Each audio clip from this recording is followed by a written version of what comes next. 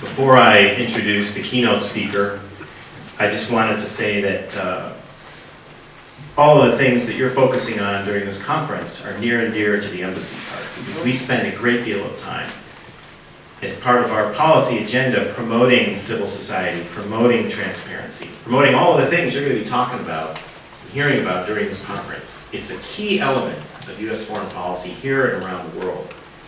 And the reason it is that for years, we've recognized that civil society, NGOs, are not just an important element of democracy, they're essential, absolutely essential to checks and balances in a healthy democratic system.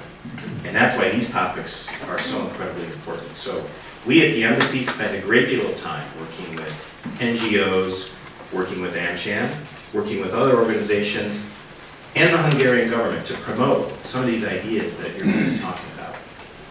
And that's why we're so happy to see this conference, and it's such a pleasure for us to welcome Tomicah TILLEMANN back with us. We're always happy to see him come to Hungary, but especially for something like this. And there are a few people who are better to talk about this topic than Mr. TILLEMANN. In his current position as Senior Advisor to the Secretary of State for Civil Society and Emerging Democracies, there are probably, he's going to be embarrassed to hear me say this, but there's probably no official, certainly not in the United States government, and probably not in the world, who is as much of an expert on these topics as he is. He and his team focus on identifying new and innovative ideas from around the world to promote, strengthen, and boost civil society. And then they go beyond that. They try to bring together through private industry, governments, and NGOs the talent, the technology, and the resources to turn those ideas into reality, actually to apply them. And they've been responsible for over 20 major initiatives on behalf of the Secretary of State and the President of the United States. That's real concrete progress. He's dedicated his life to public service. Before his current position, he was a speechwriter for Secretary Clinton. A moment ago, he confided to me that it was one of the most rewarding and at the same time punishing jobs he ever had, given the lengthy days. Before that, he worked with the Senate Foreign Relations Committee as a principal policy advisor on European and Eurasian affairs for two other people who you may have heard of, then Senator Kerry and then Senator Biden. And before that, he held a number of other important positions in the legislature. He is a graduate of Yale, and as many of you know, a true friend of Hungary, a country that he considers his second home. So it's my great pleasure to introduce Tomicah TILLEMANN.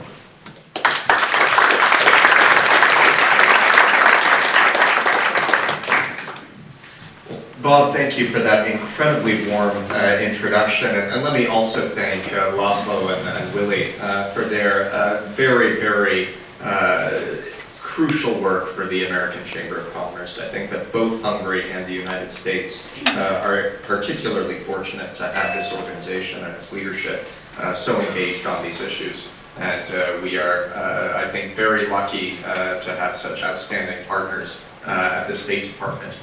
It is a tremendous pleasure for me to be here today with all of you for many reasons. As Bob alluded, I think that's right. Yes. We'll figure this out in a moment. Let's try this one. This one looks promising. There we go. As many of you have heard, this is a country that has a special and very large place in my heart. I've been coming to Hungary regularly since I was a very young person in 1984. My grandparents were both born in Budapest, and I have the good fortune of speaking some of the language. And so you put all those things together, and it means that Hungary is not just any other place on the map for me. We have a global portfolio in my office, but Hungary is really in a unique and privileged position when we sit down and look at places where I personally would like to engage in the world. And particularly, as Laszlo and Bob and others said, when it comes to these issues, I think there is an absolutely essential role for civil society and philanthropy in this country, and frankly, a lot of room to grow, a lot of room to improve. Those are the issues that we're going to talk about today, but I'd like to start, if I may, in a slightly unusual place. and that is with a discussion of watermelon. And in Colorado, where I grew up, I often heard the story of two brothers. And these guys were frankly not the sharpest tools in the shed. But even they could recognize a good opportunity sometimes. And one year there was a huge crop of watermelon. So they thought, oh, this is good. We're gonna make a little money here. And so they went out and they got a truck and they loaded up the truck with watermelon that they bought for $1 each. And then they drove a few counties over to the state fair and they sold those watermelon for $1 each. And they did this for the first day, and they did this the second day. Again, they bought the watermelon for $1 each, then they went over and sold them for $1 each. And finally, by the third day, even these guys could figure out this wasn't working so well. There was a problem here. And one turned to the other and he said, you know, I'm not sure what it is, but we're just not getting ahead here. This is not coming together the way it's supposed to. And the other brother thought for a long minute. And then he turned back to him and he said, you know, I've got it.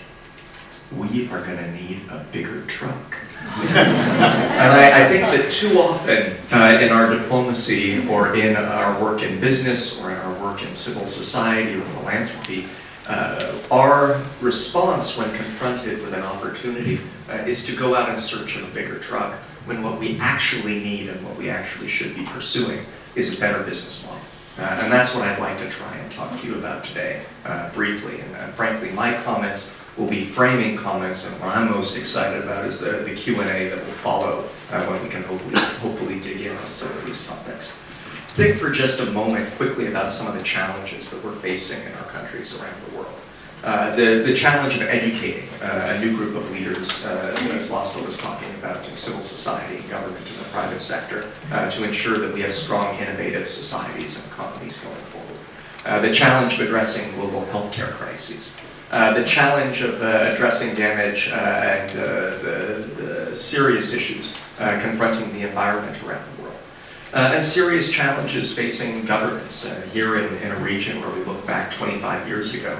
At a period when deficiencies in governance, frankly, led to one of the most powerful empires the world has ever seen being washed away down a river of history. This needs to resonate, and we understand that preserving the rule of law and ensuring that you have strong, accountable institutions is essential for everyone, but particularly, frankly, for the business community.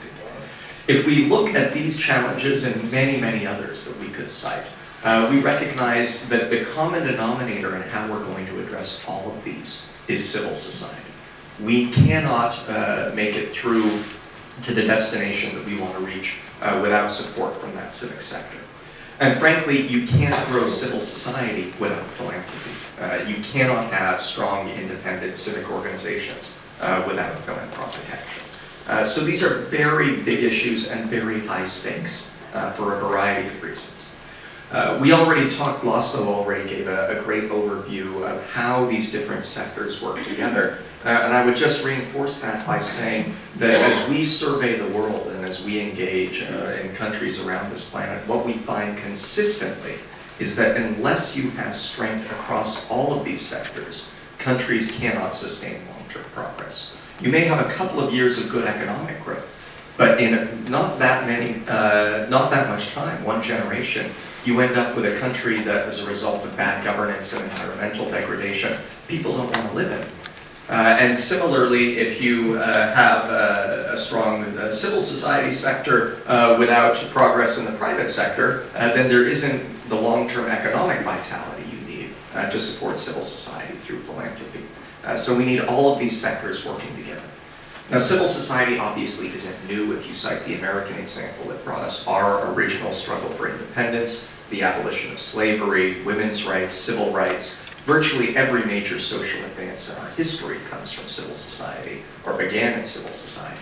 But what we found is that somewhere on the way to the 21st century, the game has changed in a number of ways. We have seen this phenomenon of civil society go global, and if you use even the most conservative estimates, there's been more than a tenfold increase in the number of international civil society organizations around the world. But we've also seen a radically expanded role for philanthropy in the private sector. If you look at some of the data that's emerged in recent years, you find that about 40 years ago, when it came to emerging economies and countries that were in the midst of transitions. About 90% of the resource flows that were going into those countries were governmental resource flows. And about 10% came in the form of private sector engagement and philanthropy.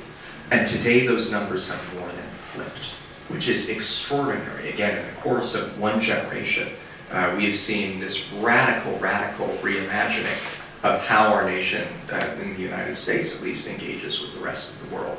But the same phenomenon is playing out around the world. And so I'd like to talk very briefly about how this changes our planet, how it changes the way we conduct diplomacy, and what it means when it comes to our work with civil society, when we have to think about not only engaging in diplomatic environments like this, the Franklin Room at the State Department, but in environments like this. And when the people that we are working with in our diplomacy are no longer just these guys, but also these guys. What does that mean for the way we do business, and what does it mean for the way that we do philanthropy? So Bob was very kind to speak a little bit about what my office does. I won't rehash that. Suffice to say that it's our job to find big ideas in this space. And we see some potential for big ideas in Hungary and other countries in the region. The first thing you need in order to move this ball forward is a better dialogue between government and civil society. We talked a little bit at our conversation yesterday evening about how ultimately democracy is an operating system. And civil society is the user interface for that operating system.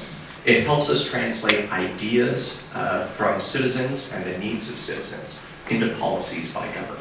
But that process doesn't happen unless the user interface is strong and functioning properly. And we know that this is true in every country, including the United States. And so we have created a new mechanism to engage directly with civil society organizations around the world and allow them to make recommendations that go right to the Secretary of State, and in more than a dozen instances now have been translated into policy. We've seen some very exciting and important results from this around the world. But one of the most crucial is that it's instilled in us a desire, as Bob was saying, to create a better ecosystem for civil society and a better ecosystem for philanthropy. So one of the things that we did was to create a global philanthropy working group.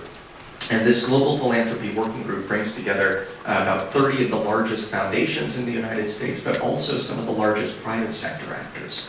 And we're addressing the need to try and have a regulatory environment and a legal environment in our country and countries around the world that is conducive to philanthropy and conducive to civil society.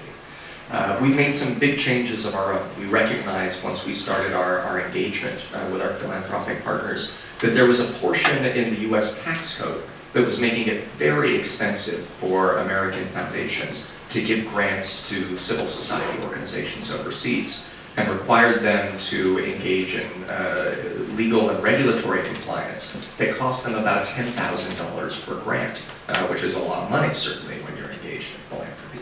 And so we were able to, as a result of our consultations, work with the Treasury Department to rewrite that portion of the tax code. So that now it only costs them about $350 to deal with the regulatory issues and the legal issues, rather than $10,000, which is a big improvement. And this has led to a big boost in cross-border philanthropy and international giving. But it's also absolutely essential, we recognize, to cultivate domestic philanthropy. In too many cases around the world, we have seen the international community rush in the immediate aftermath of a political transition, provide support to civil society organizations, which is great, but then in the course of a couple of years move on to other priorities. And too often when that happens, civil society organizations are left without a long-term, sustainable source of financial backing. And that's why it's essential to build the architecture for giving in countries around the world. And Hungary certainly falls into that category.